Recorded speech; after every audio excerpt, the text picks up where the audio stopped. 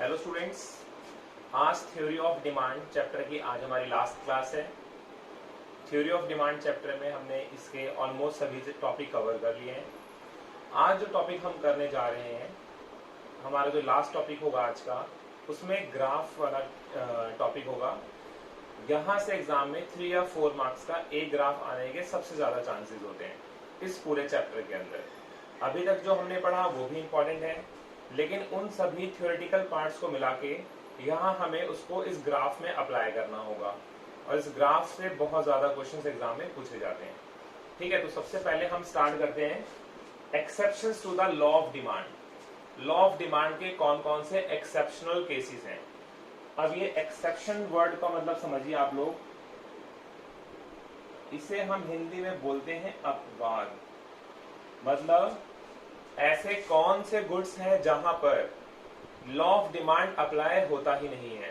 मतलब अगर किसी भी गुड्स का प्राइस इंक्रीज होता है तो उसकी क्वांटिटी डिमांडेड भी इंक्रीज हो जाएगी, यानी कंज्यूमर उसको ज्यादा परचेज करने लगेंगे। और अगर उसका प्राइस कम हो जाएगा तो कंज्यूमर उसको कम परचेज करेंगे।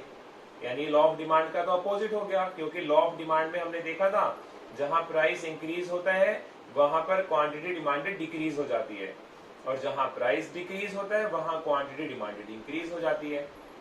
तो हम यहां समझते हैं कौन कौन से पॉइंट्स हैं।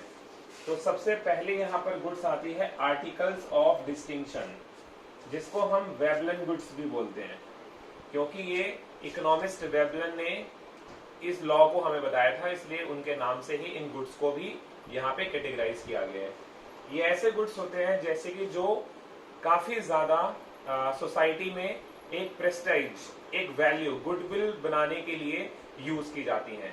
जैसे ज्वेलरी में गोल्ड हो गया, डायमंड, ठीक है, एक्सपेंसिव कार, एक्सपेंसिव पेंटिंग्स, ये सभी चीजें ऐसी होती हैं इनके प्राइस जितने ज्यादा बढ़ते हैं, जितना ज्यादा हाई होता है, उतनी ही ज्यादा इन सभी की डिमांड हो जाती है। और यहाँ तक कि लोग इसके अंदर इन्वेस्टमेंट भी ज्यादा कर देते हैं।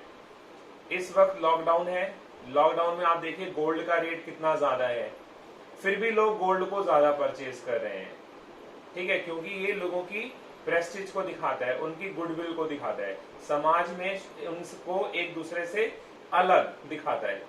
ठीक है, इसलिए इन गुड्स को हम लॉ ऑफ डिमांड के एक्सेप्शनल केसेस में रखते हैं, क्योंकि यहाँ पर इनका प्राइस बढ़ने से कंज्यूमर इनको पहले से ज्यादा परचेज करता है। अगर अभी गोल्ड का रेट बिल्कुल डाउन हो जाएगा तो गोल्ड को कोई खरीदेगा नहीं, गोल्ड के अंदर इन्वेस्टमेंट ही नहीं करेंगे लोग, क्योंकि उसका प्राइस बिल्कुल कम हो गया है। पता नहीं उसको हम सेल करेंगे तो कभी वो बिकेगा भी या नहीं बिकेगा, इसलिए उसके अंदर ज्यादा इन्वेस्टमेंट नहीं की जाएगी, ज्यादा डिमांड नहीं होगी उसकी। दूसरा होता है गिवन गुड्स। आप लोगों ने इंफीरियर गुड्स के बारे में तो जाना ही था। इंफीरियर गुड्स कौन सी गुड्स होती हैं? जो कंज्यूमर की इनकम बढ़ने से कंज्यूमर उनको कम परचेज करता है, और अगर कंज्यूमर की इनकम कम होती है तब वो उन गुड्स को ज्यादा परचेज करने लगता है। जैसे black and white TV, toned milk, ठीक है, जो भी लो लेवल की क्वालिटी की गुड्स होती है उन सभी को हम इंफीरियर गुड्स बोलते हैं। और जो गिवन गुड्स होती हैं ये हाईली इंफीरियर गुड्स होती हैं, यानी ये इंफीरियर गुड्स से भी बहुत ही नीचे की गुड्स होती हैं। लेकिन कभी अगर ऐसा होता है कि इन गुड्स का प्राइस बढ़ जाता है, अगर कभी किसी केस में इन गुड्स का प्राइस बढ़ जाता है तो कंज्यूमर इनकी डिमांड भी बढ़ा देता है, इसलिए इन गुड्स को गिवन गुड्स कहते हैं। बहुत सारी इंफीरियर गुड्स ऐसी होती हैं जिनके प्राइस ज्यादा होने से हमें लगता है कि इसकी क्वालिटी थोड़ी अच्छी हो गई होगी, इसीलिए इसका प्राइस थोड़ा इंक्रीज हो गया, तो कंज्यूमर इसकी डिमांड को बढ़ा देता है। इस चीज को बताया था किसने? गिवन ने। गिवन इकोनॉमिस्ट ने इस चीज को बताया था, इसलिए इनका नाम गिवन गुड्स पड़ा है। अगर इनका प्राइस ज्यादा होता है तो कंज्यूमर इनको ज्यादा परचेज करता है। तीसरा है इर्रेशनल जजमेंट। इर्रेशनल जजमेंट मतलब कभी भी हम लोग अगर किसी भी कॉमोडिटी को उसके प्राइस को देखते हुए परचेज करते हैं, हमें कभी ऐसा लगता है कि ये गुड्स महंगी है इसलिए ये अच्छी ही होगी, तो ऐसे तरह से जजमेंट करने को हम इर्रेशनल जजमेंट बोलते हैं। जैसे मान लीजिए आपको कहीं अपने बर्थडे पार्टी देनी है अपने फ्रेंड्स को, आपके फ्रेंड्स ने 3 रेस्टोरेंट के नाम बताए आपको, किसी ने कहा मुझे इस वाले रेस्टोरेंट का खाना पसंद है, किसी ने कहा मुझे दूसरे वाले रेस्टोरेंट का खाना पसंद है। उन सभी रेस्टोरेंट का 3 लोगों ने नाम लिया। आपने कहा अरे यार तेरे भाई का बर्थडे है, तेरे भाई का बर्थडे है, यानी आज हम दिल खोल के पैसा खर्च करेंगे, जो सबसे महंगा रेस्टोरेंट है उसके अंदर हम चलेंगे। तो आपने क्या किया, आपने देखा जो सबसे महंगा है वहां जाएंगे, क्योंकि महंगे के अंदर ही ज्यादा अच्छा खाना पीना मिलता होगा। लेकिन ऐसे जजमेंट को इरेशनल जजमेंट बोलते हैं। क्या पता जहां पे खाना सस्ता होगा वहां भी अच्छा हो।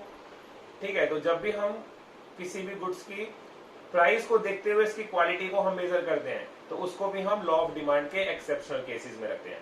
क्योंकि लॉ ऑफ डिमांड तो बताता है जहां प्राइस ज्यादा वहां डिमांड कम, लेकिन यहाँ तो इरेशनल जजमेंट की वजह से प्राइस ज्यादा होने से उसकी डिमांड भी ज्यादा हो गई है। ठीक है, तो ये 3 एक्सेप्शनल केसेस हैं हमारे लॉ ऑफ डिमांड के। अब आते हैं हम अपने ग्राफ वाले टॉपिक पे, जो मैंने आपको बताया एग्जाम में 3 से 4 मार्क्स में ये आता है, जिसके अंदर हम देखिए टॉपिक पढ़ रहे हैं impact on demand curve of the following situations. देखिए इसकी बहुत सारी सिचुएशंस आ सकती हैं, लेकिन मैं आपको ये 2 सिचुएशन समझाऊंगा जिसके बेस पे आपको सारी सिचुएशन इजीली आ जाएंगी, क्योंकि पिछली वीडियोस में आप लोगों ने इनके थ्योरेटिकल पार्ट्स को अच्छे से समझा हुआ है। तो पहला है increase in price of substitute goods. Substitute goods तो आप लोगों ने जाना ही था, जैसे टी एंड कॉफी,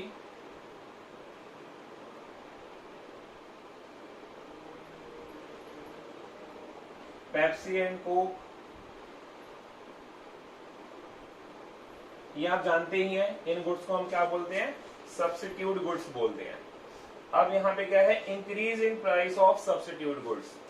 ये कह रहे हैं इसका डिमांड कर्व पे क्या फर्क पड़ेगा अगर सब्स्टिट्यूट गुड्स का प्राइस इंक्रीज हो जाए।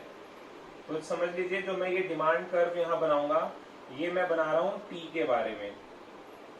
डिमांड है यहाँ पर टी की, प्राइस है यहाँ पर टी का। ठीक है, ये मान लीजिए टी का कोई प्राइस है, इसको मैं पी लिख देता हूं, यहाँ पे मैं डिमांड को क्यू लिख देता हूं। ठीक है, ये इसका डिमांड कर्व हो गया। अब यहाँ पर कुछ सिचुएशन क्या है हमारे सामने, increase in price of substitute goods. ये बताइए टी का सब्स्टिट्यूट गुड्स कौन सा होगा, कॉफी। अब अगर कॉफी का प्राइस बढ़ गया तो कॉफी के प्राइस बढ़ने से इसकी डिमांड पे क्या फर्क पड़ेगा, टी की डिमांड पे। तो अगर कॉफी का प्राइस ज्यादा हो गया है तो लोग अब टी ज्यादा परचेज करेंगे, यानी टी की डिमांड ज्यादा हो जाएगी, तो डिमांड इंक्रीज हो जाएगी। और इंक्रीज इन डिमांड कहाँ बनता है, राइट वर्ड। मैंने आपको सिखाया था पिछली वीडियोस में कि इंक्रीज इन डिमांड का कर्व बनता है राइट वर्ड, जिसको हम फॉरवर्ड शिफ्ट भी बोलते हैं, यानी ये यहां से यहां पर आगे की तरफ चला गया। ठीक है, तो अगर हम इस ग्राफ को इसी तरह से बनाते हैं और जैसे हमने इस ग्राफ को बनाया है इसी की एक्सप्लेनेशन अगर हम यहाँ पे लिखते हैं तो इजीली आपको 3 मार्क्स एग्जाम में मिल जाएंगे। जैसे जैसे आपने ग्राफ बनाया बस आपको उसी तरह से इसे लिखना है। ये सभी मैं आपको नोट्स में दे दूंगा। एक और सिचुएशन समझिए आप लोग, increase in income of consumer for inferior goods. देखिए कंज्यूमर की इनकम हमेशा 2 गुड्स के ऊपर डिपेंड करती है, एक नॉर्मल गुड्स, एक इंफीरियर गुड्स। अगर कंज्यूमर की इनकम इंक्रीज या डिक्रीज हो रही है तो वो नॉर्मल गुड्स और इंफीरियर गुड्स पे भी इफेक्ट पड़ता है। इस क्वेश्चन में हमें स्पेशली इंफीरियर गुड्स पहले से ही गिवन है, तो आइए हम इसको भी देख लेते हैं।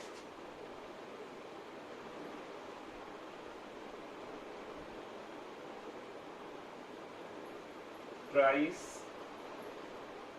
डिमांड, ये प्राइस और डिमांड किसका है, इंफीरियर गुड्स का। ठीक है, पी क्यू, इसको मैंने दे दिया ए पॉइंट। अब अगर कंज्यूमर की इनकम इंक्रीज हो रही है तो वो घटिया वस्तुएं यानी इंफीरियर गुड्स को पहले से ज्यादा परचेज करेगा या पहले से कम परचेज करेगा। जाहिर सी बात है उसकी इनकम ज्यादा हो गई है तो वो अच्छी गुड्स को ज्यादा परचेज करेगा, तो इंफीरियर गुड्स को वो कम परचेज करेगा, इसलिए इसकी डिमांड डिक्रीज हो जाएगी।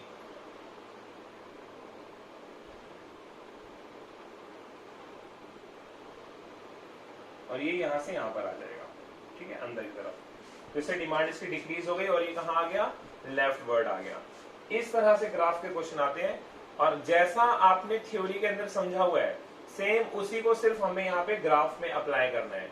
या तो ग्राफ इंक्रीज इन डिमांड दिखाएगा या फिर डिक्रीज इन डिमांड, तीसरी कोई सिचुएशन नहीं बनेगी, इंक्रीज और डिक्रीज। जैसे कॉम्प्लीमेंट्री गुड्स का अगर प्राइस बढ़ता है तो दूसरे गुड्स पे क्या इफेक्ट पड़ेगा, यानी अगर कार का प्राइस बढ़ गया तो पेट्रोल की डिमांड क्या हो जाएगी, जाहिर सी बात है घट जाएगी, क्योंकि लोग अब आने वाले टाइम में कार ज्यादा परचेज नहीं करेंगे, तो उसकी डिमांड कम हो जाएगा तो वो लेफ्ट वर्ड बनेगा।